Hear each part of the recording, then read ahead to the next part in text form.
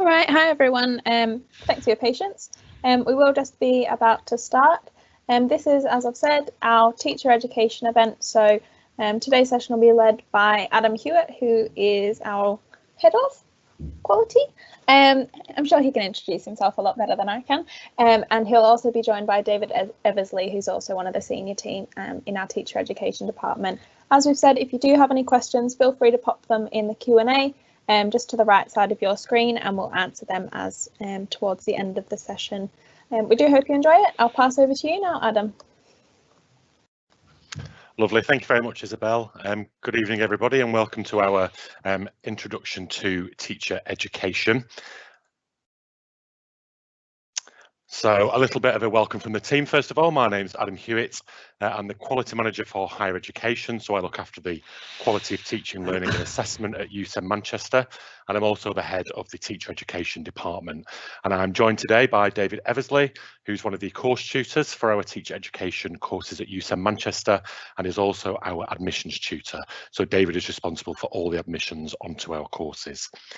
We also have some other members of our team and members who aren't on the call today, but you will meet them at some point should you start with us in September. We've got Lynn Sanders, she's a department team leader and she's a course tutor on the BA and the PGC in Cert Ed. We've got Brenda Campbell, who also works on those courses, and we've got Vanessa Lees, who's relatively new to the team, and she's going to be a course tutor this year on the Cert Ed and PGC Year 1. So that's our team first of all. So next then, teacher education. Well, our course is about lifelong learning. So this is about working in the lifelong learning sector, and that's a very distinct sector from schools. So you may be familiar with a primary or secondary sector. You may be slightly less familiar with lifelong learning. So if you're thinking about participating in the lifelong learning sector, what might some of the areas be that you're teaching? Well, there's a whole range of different areas, from an FE college like the Manchester College through to higher education like UCEN Manchester, but there are also some other places like prisons, for example. You may be working in charities or doing something in workplace training with adults. You may be working with 14 to 16-year-olds or in some form of alternative education, which is where students aren't in a mainstream school but maybe being educated elsewhere. Or you may work in something like adult education, which is run through places like colleges and councils, local authorities. Another area that people don't always think about is prisons, and so you may well be working in some kind of offender learning in prison education, and that's another sector that forms part of the lifelong learning sector that you'd be training for if you come to us at UCEN Manchester. So where will you learn then? Well, if you join us, we have a campus that we're based at in South Manchester. It's Fielding campus in West Didsbury. It's a campus that's adult only, so it has adult courses and HE courses, and we have our base there at Fielding campus. As part of our courses in UCEN Manchester, you'll also have the opportunity to visit the University of Huddersfield. That's our organisation that all our courses are validated through. They have a big campus, Queensgate campus, in the centre of Huddersfield, and you'll have the opportunity to go there, certainly in the second year of your course, when everybody gets the chance to attend a two-day conference, a teaching and learning conference, and so you'll have the opportunity to visit there as well. As part of our courses, you'll also have the opportunity to use facilities at Huddersfield like the library, and so that can be really useful, and I know that a lot of our students make use of that when they're with us on the course. So the courses that we offer then through UCEN Manchester for teacher education. The first course we have is the Cert Ed, the Certificate in Education. So that's a level 5 course, and to come onto that programme, you'd need to have a level 3 qualification, which is something at A level or a BTEC equivalent, and that should be in the vocational or academic area that you wish to teach. So it's something that you've either done A levels at a sixth form college, or you may have done BTEC at an FE college at some point. We've then got the PGCE at level 6, that's the Professional Graduate Certificate in Education.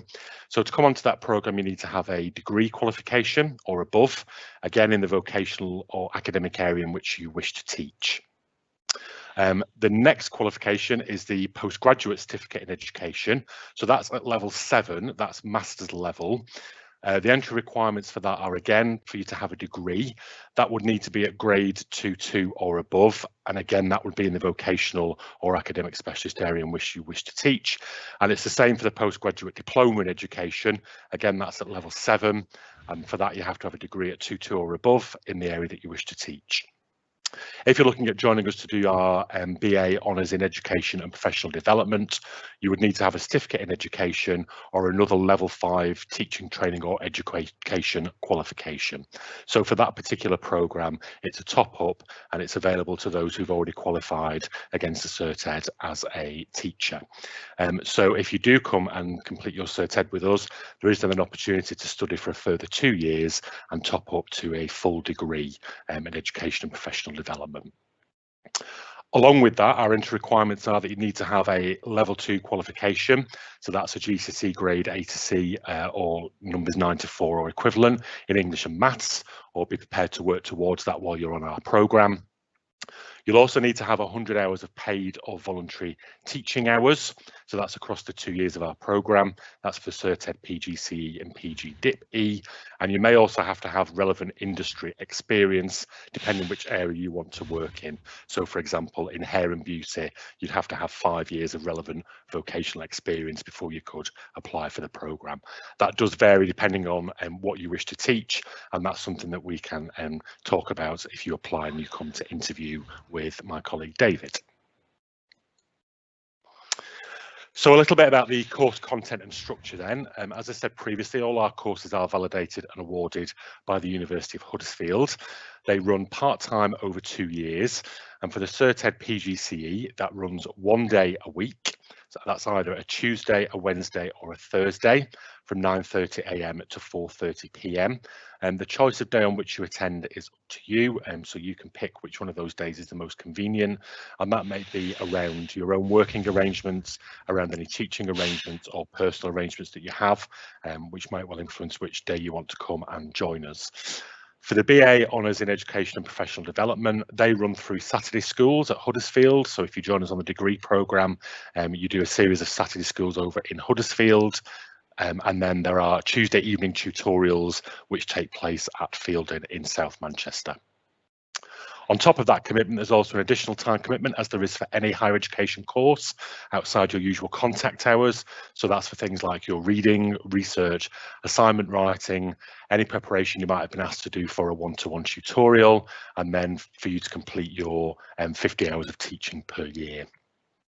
Just a note for this year, due to the current situation that we're in, the courses in 2020 and 2021 are going to be blended. So that will be a combination of online sessions like these, online materials that you'll be asked to engage with, and also some face-to-face teaching at Fielding, although that will certainly be more limited in the next academic year. So for the Cert Ed or the PGCE or the PGDIP-E, in terms of the course content, there are 4 modules in total, 2 in year 1 and 2 in year 2.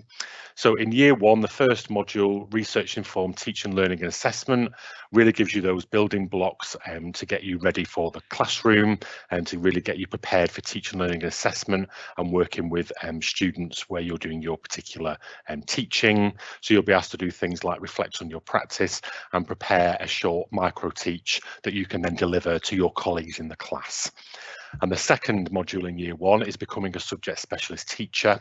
So that's your opportunity to think about your own subject specialism that you'll be delivering when you're out teaching, and thinking about how you develop those skills around your subject specialism so that you can use those with your students. So year 1 is very much about becoming classroom ready and thinking about developing your practice as a teacher. In year 2, we've got the first module, which is being a subject specialist teacher. So that's very much that you have now completed that first year module, you're settled into that role, and you're now considering how you're going to develop your practice as a teacher. And you'll also get the chance to do policy and professional issues, which is the second module, and that allows you to look at the various policies that govern teaching and learning in the UK, and also to think about your own professional issues and identity as a teacher in the lifelong learning sector. Along with that, then you've got to do at least 100 hours teaching across the 2 years, and that should be in a lifelong learning setting. So that could be any of those settings we looked at previously, from college through to a prison, charity or workplace. Our course is in service, so just something to bear in mind is that securing those teaching hours is your responsibility. So we may be able to help you secure those hours, but we don't provide teaching hours for you. So if you are thinking about applying for the course, now is a good time to consider where you might do your teaching hours and making some of those approaches either to your local colleges, or you may again already have links to your workplace, possibly through local charities. But it is now is a time to think about where you might want to access those teaching hours from. If you could come to join us for the BA, for the degree, then you do 6 modules in total across the 2 years. One that looks at professional practice and improving your teaching and learning, and one in the first year that focuses on critical education. So that really allows you to look at education through a critical lens and to consider what that looks like in the UK. And then in the second year, you've got a chance to look at some research methodologies. What does research look like in higher education? And then you can apply those methodologies to a major study, which is where you get the opportunity to consider something that you'd really like to research and focus on as part of your degree. A reflexive study where you get the opportunity to reflect on your own attitudes and feelings about education, your own practice. So again, a really good variation of modules across those 2 years. So a little bit about the sessions then in teacher education. What are the kinds of things that you do? Well, we've got a very big focus on theory and practice. So one of the things we often talk to our students about is that knowing the theory is great, but that's not as useful as being able to apply that theory in practice. So we look at those educational theories, and then you get the opportunity to consider how you might go and apply that in practice. We also work very strongly on collaborative learning. So this isn't just about you, this is considering all those other people in your group and those kinds of things that you might collaborate on as a group of new teachers. And during those sessions, you'll see a variety of teaching and learning. So we use lots of different methods. And the reason behind that is that we'd like you to try some of those methods with your own students. And so you get the opportunity to see those in practice, experience those, and then you can take those out into your own teaching. We also spend a lot of time in discussion, so we may well bring up something that's going to be relevant to your practice or to teaching and learning, and then you'll have the opportunity to discuss that with some of your peers. And as part of that, you'll also have the opportunity to analyse some of those discussions and evaluate your own thoughts and feelings about that. And that will be both in sessions and then as part of your academic work. One of the big things you have to do in sessions is reflective practice. So that's where you're thinking about what you do when you're out in your teaching practice, for example, and that gives you the chance to reflect on that on your own and with your peers and with your tutor, and to consider the things that you've done and anything that you might do differently and why. And finally, we have a wide range of resources to support you. So there's plenty of support from the classroom through the resources we use. And again, we try to use resources that we know you can then take forward and use in your own teaching practice, and certainly base the work that you do around what you see in the classroom. So a little bit about the assessment then. So the assessment is done in a variety of different ways. So as you might expect with a higher education course in the UK, there are written assignments, but that isn't exclusively the way that you will be assessed as part of your programme. We do teaching observations. So for each year of the programme on the CertEd PGCE or PGDIP-E, you'll have 4 teaching observations per year, and those will be done through a combination of a mentor in your workplace and by one of the members of the teacher education team. Your assessment may also be through things like presentations, so you'll have the chance to put a presentation together and to be able to share that with your peers. And you may well do other things like project work and report writing. And then one of the big things for the CertEd PGCE is portfolio building. And at the end of this presentation, I've got some examples which I can show of that portfolio building, so you can see what that portfolio looks like.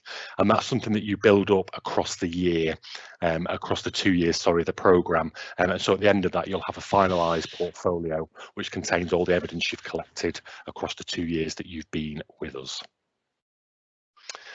So a little bit more about those teaching observations then, 4 in year 1 and 4 in year 2, so 8 observations in total. We will come and visit you at your workplace or teaching placement. And again, please note for courses that are going to be in this academic year, that might include an element of online teaching and learning. So you may be doing some of your teaching online, and if you are, we may well drop into those sessions as you've come along to this event, and we will get a chance to see the things that you're doing during that session then. So your tutor completes 3 observations each year, and your subject specialist mentor will complete 1. And as part of that, you'll then receive written and verbal feedback. So that feedback, the purpose of that is to allow you to reflect on your teaching, to think about the things that you've seen, to have that discussion with your tutor or your mentor, and to think about how you might do things differently going forward for next time. So a little bit about the support that you'll receive in teacher education then. When you start with us, you'll be allocated a personal tutor, and that will be a personal tutor who'll work with you over the 2 years of the course. So as part of that, they'll hold regular tutorial meetings with you. They'll offer you one-to-one support and guidance, and that could be face-to-face or online, and they'll also observe your teaching practice. And as a member of these courses, you should also identify a mentor. So the mentor is someone who's an expert in your subject area and a qualified teacher. So your mentor isn't somebody that works in our teacher education team. That's a person who works in your teaching practice. So wherever it is that you're doing your teaching, that's where that particular person will come from. They will support you with developing your subject specialism. So whatever your specialist areas that you're teaching, your mentor's role will be to support you to develop that subject specialism. Training sessions are offered to all mentors, so mentors don't have to worry about what they need to do, and they're offered full training. Again, some of that is face-to-face, some of that is online. It may well be a combination of both this year. And we ask that you identify a mentor as soon as possible. So if you are approaching organisations for teaching hours, it's really important that you're also asking about who might want to work with you as your mentor over the next 2 academic years. So that's the support in teacher education. And as part of UCEN Manchester, we also have an offer on wider support. So our wider student support service is called Future You. That's a wraparound service, and that includes lots of different elements, including things like advice and guidance. There's disability and student support as part of that, support around things like childcare and careers advice, and also support with fees and finance. And then the other side of that, we also have the Students' Union. So that's made up of the students who want to join that particular union. And we have an elected president and vice president and various members of that Student Union board. And they work across UCEN Manchester on things like societies and activities, but also campaigns, and also supporting you as students to be represented, whether that's on your course or through to the campus where you are, right up to the dean and through to the governing body. So the Students' Union a really wide representation for students at UCEN Manchester. So it's not just within teacher education, there's also a couple of areas there where you might get some wider support from. So a little bit about the funding and financial support then. So the fees. So for our Cert Ed PGC and PG DIP-E, tuition fees are £3,680 per academic year. And for the BA in Education and Professional Development, it's £4,430 per academic year.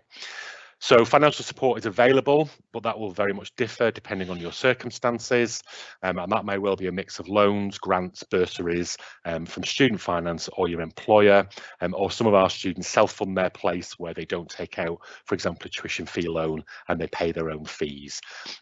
The amount of support will really depend on your circumstances, but the best place to look and to start is at gov.uk/student-finance, and on there they guide you through the process of applying, and they can give you a summary of what they think you'll be entitled to.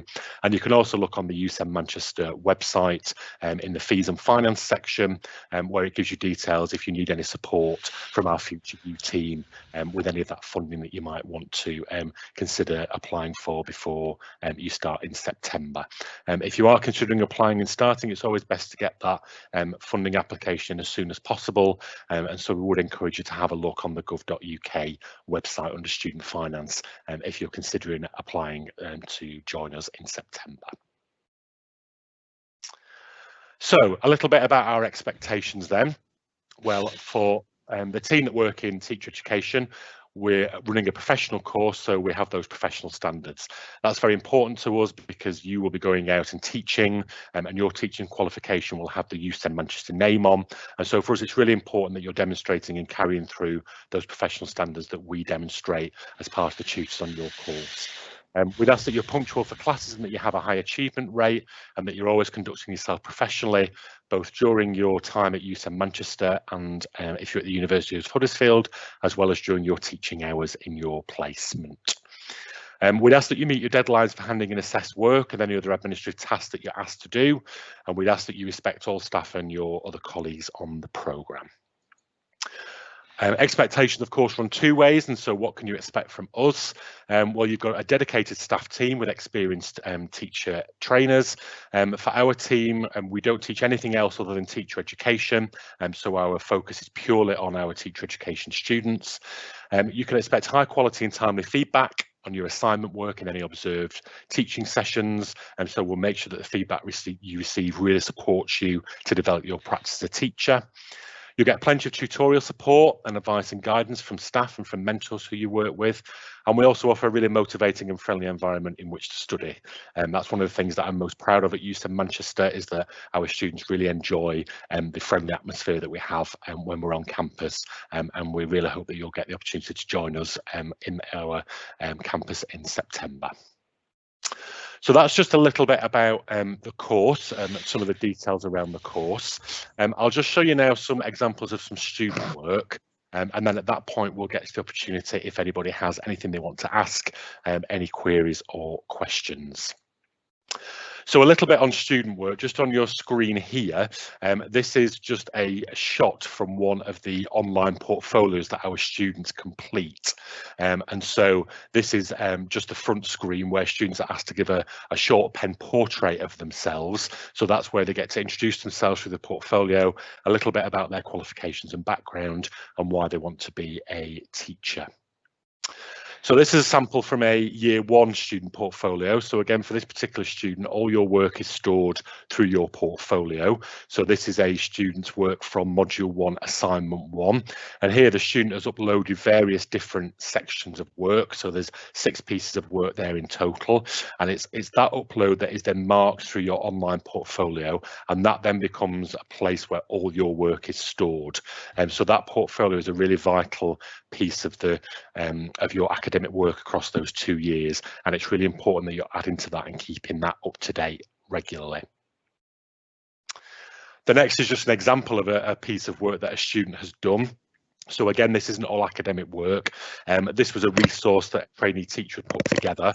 He just wanted to get to know a little bit more about his students, and so he produced a little resource that would help his students to kind of think of some things that they might talk about, and he used that as a bit of a get to know, not only between his students but also because he was new to teaching them, that he could have a little bit more of an idea about their background, where they came from and what they were doing with him in that particular classroom and what they wanted to go on and do in the future. And so our teachers also have the chance to get creative, and we'd ask you to think about how you might approach some of that work, both in the classroom with us and with your own students. So the next, this is a trainee teacher's action plan. So you'll be having regular meetings both with your mentor and through tutorials that you'll have with your tutor. And so here, this particular student has just added some discussion points of the things that were discussed during that tutorial or mentor meeting, and an action plan. So things that the student has agreed to go away and do before the next meeting. And again, that just allows you to think about the work that you're doing, what your academic work is and your teaching work on the programme, and how you might then take that forward and develop that being a student on the course. So that's again from the portfolio, that's a record of those meetings. The next is something else, again, a little bit more creative. So this is a poster presentation. This is a student who was looking at personal skills development. That's one of the things that you do in year one. And so this particular student was looking at something called teacher efficacy. And this was their presentation from their research. So rather than presenting that back in some written form, this was done through a poster presentation instead. And it's a slightly different and more creative way of presenting work back. Again, not just with the emphasis on that written work. And I've also got another example here. So this one's a little bit more in depth. And again, this is from a student who was looking at learning and how that might be carried out in a classroom, and how a student might go on a particular learning journey, and from the start learning some of the basics right through to having some more advanced learning and knowledge about a particular subject. And so that's just a different example of a poster. And you'll see from these examples here that there's a variety of different things that students have done. So some of these are, again, poster presentations. Some of them are resources that students have put together. And we do also have written assignments. But again, I want to stress that it's a real combination of different things. So you will have the opportunity to really think about being creative and presenting your work in a variety of ways. And same here, so we've got, again, students doing presentations, some written work, posters, and this is all saved through, this is reflective work, for example, here. This is all saved through, again, into your portfolio, so all your work is maintained in one place. So that's a little bit about the kind of work that we'll ask you to put together while you're with us next academic year. How to apply. So if you're thinking about applying for one of our courses, the website ucenmanchester.ac.uk, if you click on there and look for teacher education, you'll see all the courses listed, and when you can read some more information about each of the courses, and then with that information there's an apply now button, and that allows you to apply for our course. Once that comes through to us, we will then check your application, and if that's fine, you'll then be invited for interview, and those are the interviews that David runs as the admissions tutor. If you've got any questions, we've got a full inquiries team over at UCEN Manchester, and their email address is on screen now, and so feel free to ask them any other questions in the meantime. Those will then be sent to a member of the teacher education team to make sure that you get a quick response, and the same for the inquiries team on their phone number 03333 222 444. They can again support if you've got any questions you want to ask, and they can always pass you through to a member of the teacher education team if there's someone that you would like to speak to. So that is the end of my presentation. Thank you for your time. I think now we're going to run to any questions, and I know that at this point David will answer any of those questions that you may have. Thank you. Brilliant. Thank you very much for that, Adam. Really great presentation, and really thorough as well. I hope that our attendees took away a lot from that. So just looking through our questions now, we have had quite a few come through. So I'm just going to kickstart with, somebody's asked, what's the difference between PGCE and Cert Ed? Right, the Cert Ed is for somebody who has a qualification up to level 5, so they haven't graduated with a degree.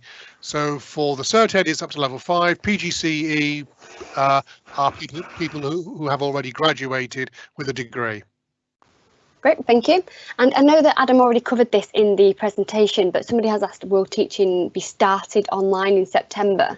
Are you able to just to clarify that, you know, obviously I know Adam mentioned it's going to be a blended learning, but what will September look like the first couple of weeks? That's a very good question, and at the moment we're still a little bit uncertain about that. So we're planning both scenarios. Either that we will be back to a near normal program, in which case you'll be in college, or alternatively that we can only have you in for short periods of time, and then we will do more online. So at the moment, as I say, we're just planning for both scenarios. Great, thank you.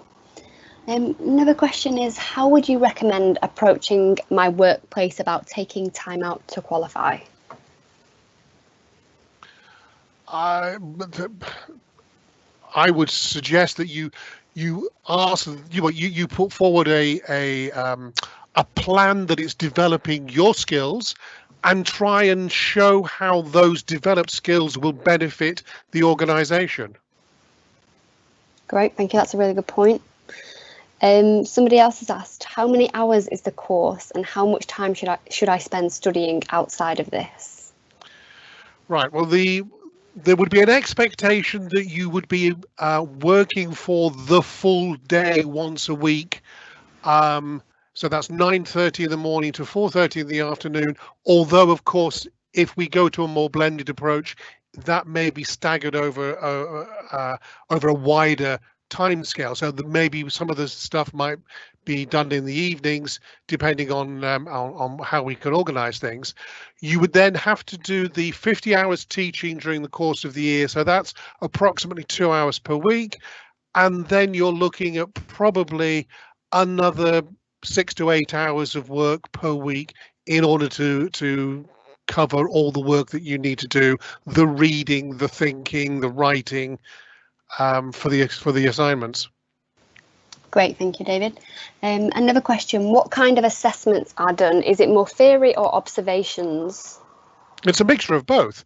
You will have 4 observations during the course of the year, 3 from one of the team, 1 from your mentor, and then there will be a range of assessments, some of which are written essays, others are in a more creative format, as Adam was showing.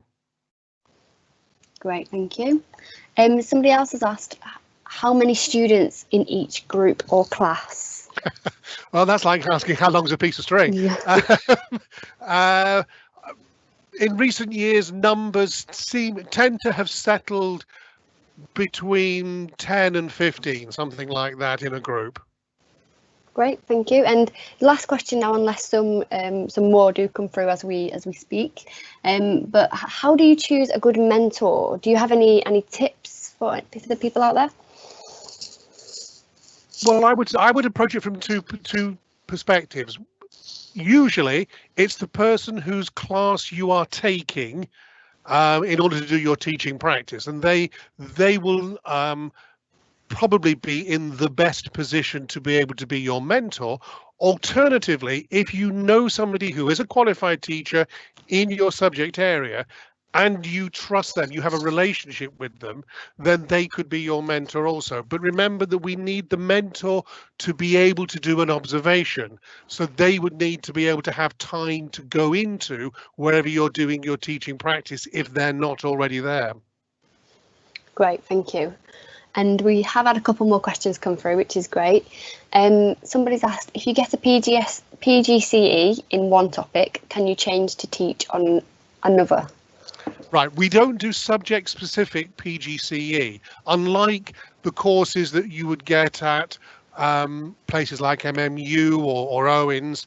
We don't do a subject-specific one. Ours is a generic lifelong learning PGCE, which is why you need the subject-specific mentor to deal with the very fine detail of teaching the subject. So once you have a PGCE from UCEN Manchester through the University of Huddersfield, that is a teaching qualification, and you could then teach anything that you are subsequently qualified to teach.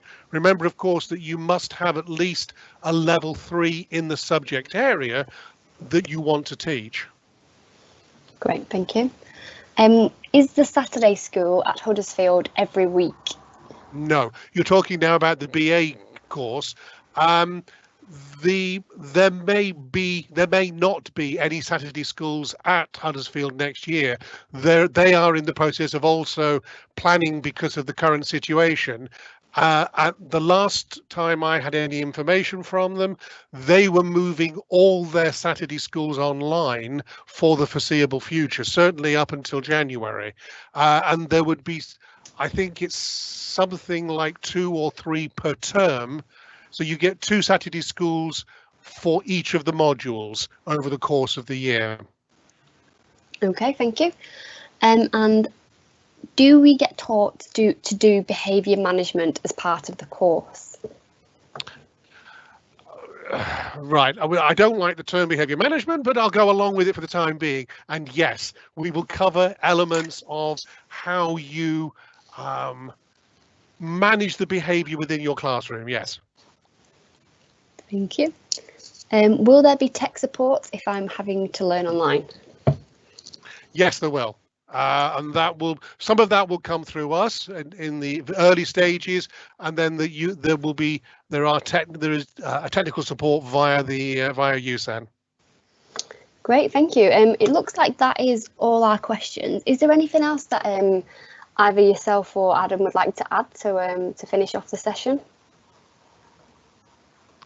All I'll say is that part of the interview process is once you've done the initial application and we've checked that you have the right qualifications, is that we would then ask you to write a personal statement. So that sort of gives me some idea of who you are, what you want to teach, why you want to teach, and I use that as the basis for the interview. Thank you, David. And Adam, yourself, anything you'd like to add? No, that's everything from me. Just to say, obviously, if you do have any more questions, please do contact UCEN Manchester, and they will certainly get in touch with one of the teacher education team. That might be me or David or one of our colleagues. And if you think of any other questions, and we're certainly more than happy to answer any other queries for you or to support you with an application if you need it. Great, thank you very much. Great, thank you. I'll wrap up the session now. So thank you very much for joining us this evening. If there is any other subject areas that you're interested in, we do have a couple more events taking place this week and next. So head to our website to find out more about them, which is ucenmanchester.ac.uk. And again, thank you very much for joining us this afternoon, and have a lovely evening. Thanks everyone. Bye. Thank you, everyone. Bye-bye.